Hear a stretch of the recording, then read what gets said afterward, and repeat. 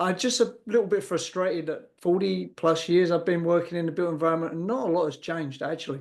Yeah, we got nicer phones for sure, better cars for sure, less hair for sure. But, Uh, have buildings actually changed in how we do it? Not a lot.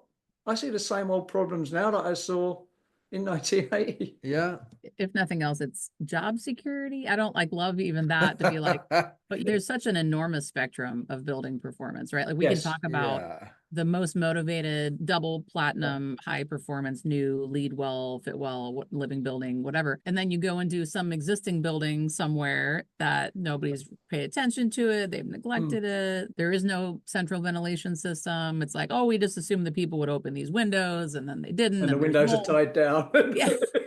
So I don't know. It's exciting and also a little demoralizing. That's just like there's such an enormously huge spectrum of what's out there in terms of buildings and no limit to how we can impact them. I think, if we did a workshop, the way to really move the needle is to create a demand for better stuff.